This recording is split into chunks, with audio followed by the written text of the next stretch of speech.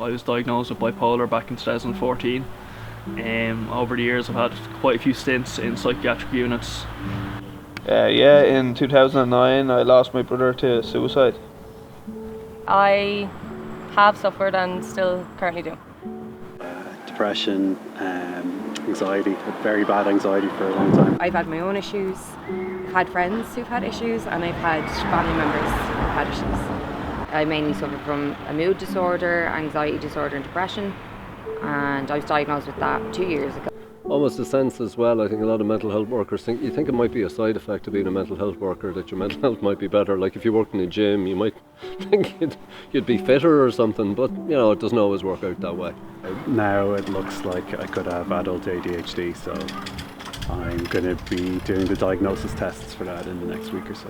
Yeah, I think it affects everybody. Well, I went through I experienced psychosis in my early onset of bipolar, and I can hardly describe how dark they were. And then in terms of depression, I suppose I was always reserved about saying if it was depression or not, but I think looking back now it was depression, and yeah, it would have been quite dark. I've kind of been in and out of the mental health system for a little over 10 years now. I was really sad, very, very sad for a long time, and I didn't know how to cope with that. It's really hard to explain what it feels like. Sometimes my hands feel like really far from my body. That's when I know I'm really anxious, is when I look down on my hands, feel a million miles away. A week and a half ago, the mental health habit, came back, and I was really tempted to go back to the place, and the only difference is now I have the tools to stop myself and not go to those places. I'd be lying to say if I'm all fixed. I think I have just learned how to manage and deal with things so much better. I take daily SSRIs, antidepressants. I'm taking a regular depot now, which is a depot medication, and it's keeping me in line, and I've been episode free for over 2 years. Yeah, it took a long time.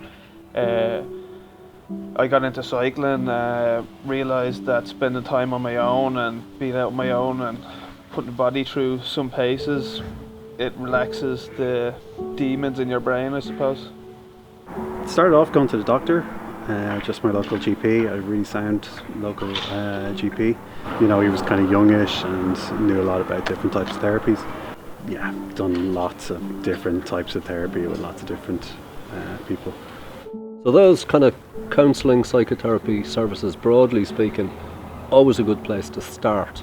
So that if I was to recommend anything, I'd say, well look, start there and see. Going to counselling really changed my life, and you can find really cheap counselling. And for years I thought it was too expensive, or my issues weren't important enough, or they were stupid or not serious enough. Yeah, Pieta House was massive for me when I was young, because I was very young when I first realised that I wasn't okay. Pieta House for me was the first time that I actually felt heard.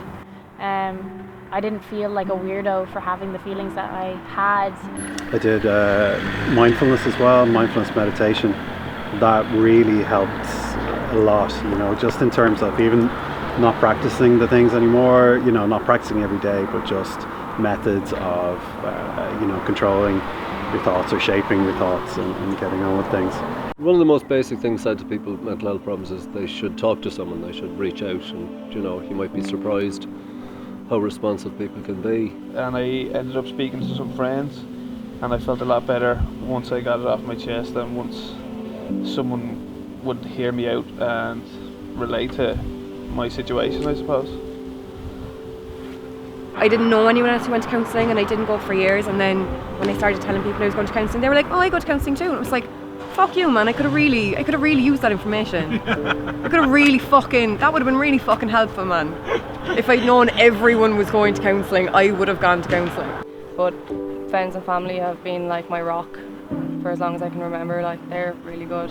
It's good to have someone that you know. My parents are very supportive, my brothers and sisters are quite supportive too, and then my friends are quite they might monitor me to a certain extent, but they also check in with me quite regularly and link up with me to see how I'm feeling. Most of my friends are amazing at talking about their mental health. If anything, they're too good.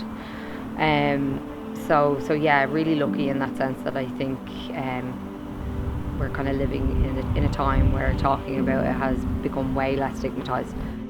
I feel great. I feel like I'm probably doing the best that I have done in a long time. Like today I set a goal for myself to come and do this, and now sitting here I feel great doing it, and I can go home tonight and I can look back and say, geez, I reached my goals, and I'm not only surviving, I'm living. So it's just little things. This is definitely the best part of my life, like definitely without a doubt. I'm 44 now, and I'd say 40 to 44 have been the best years. I'm a completely different person. Like, genuinely, I don't recognise the person I was 10 years ago. Oh, I feel like a new person. I know it's a bit cliched.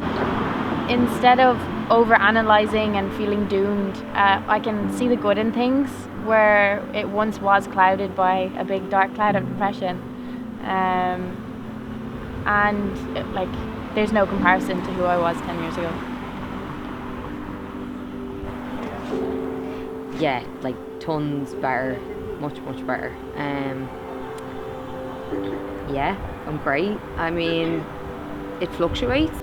I've learned to kind of relate and kind of analyse my disorder and make sure that I'm putting the right foot forward at all times. What I do on a daily basis would be to set goals for myself. You know, the little goals, you know, just getting up, getting dressed, getting showered, things like that.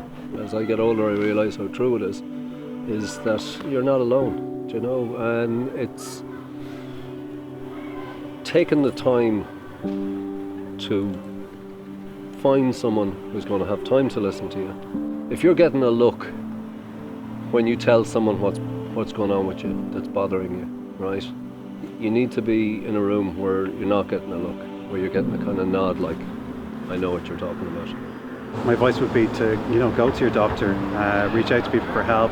If something's not working for you, don't let that be the end of it. Just keep on trying to find a good fit for you. You might have meditation was a great help for me, and it's a combination of things at the end of the day that will work. I think the big one is like more people love you than you realise. I think that's a really big one that I know people who could have used that information. I think the other thing is that there's no problem that's too small. If you feel like you're not right, it's okay to ask for help. Taking the time to find someone who's going to have time to listen to you, and also to listen to other people that you'll hear. I think increasingly what we suffer from is being isolated and feeling that we're on our own, even though there could be a lot of other people with very similar problems. Yeah, 3-step program, which is step number 1 is to trust yourself. Step number 2 is to find something you're good at or just something you love, and everybody has one. And when you're in your dark days, for me anyway, I was so full of doubt and I didn't trust myself that I just didn't think I was good at anything. So once I trusted myself and I found what I was good at, I was able to then share it with people and to teach people. And that has really, even though the meds are class, that has been a huge help for me. And whenever my shitty days or my dark days or my sad days come about, because they always do, I go back to that. It's not a perfect science, but it has definitely helped.